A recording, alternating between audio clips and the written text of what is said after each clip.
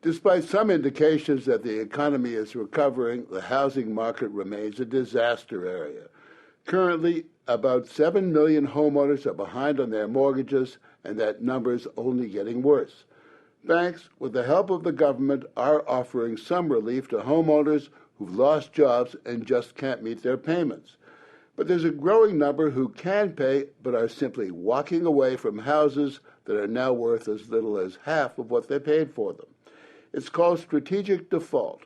People have done the math and decided making those monthly payments is just throwing money away, leaving the mortgage holders, the banks, as zookeepers of an ever-growing parade of white elephants. In the past year, it's estimated that at least 1 million Americans who can afford to stay in their homes simply walked away. Among them, Chris Diener and his wife Dana of Sun City, Arizona. West Foothill Drive has become a street of shattered dreams. Amazingly, we have 16 out of the 44 houses on the street have foreclosed over the last year. And yours over here? Mine will be number 17. When Diener, an auditor for a local university, bought his 3-bedroom house in 2006 for $262,000, he thought he got a bargain. First-time home buyers, we don't know, houses are overvalued. We just know we need to get in before it keeps going up and up and up. And then, boom. The balloon burst. So how much does he think he could get for that $262,000 house today? Right now, about $142,000. That's a big drop. Big drop. Over 43%. Diener and his house were, as they say, underwater. With a mortgage of about $250,000 on a home worth less than $150,000, he has one very expensive lemon.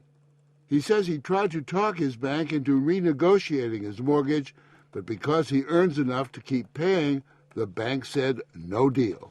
They refused to. They said it was going to affect my credit and they were going to take my house, and I pretty much said go for it.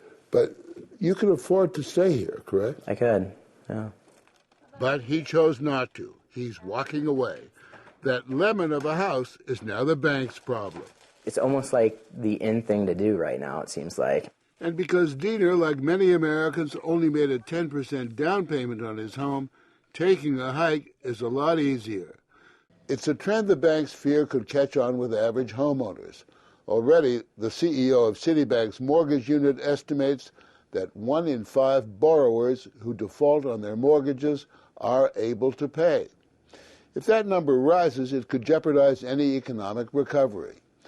No bank we contacted would talk publicly about strategic defaults, but all indicated they'd be unwilling in most cases to help underwater homeowners who can't afford to keep up their payments.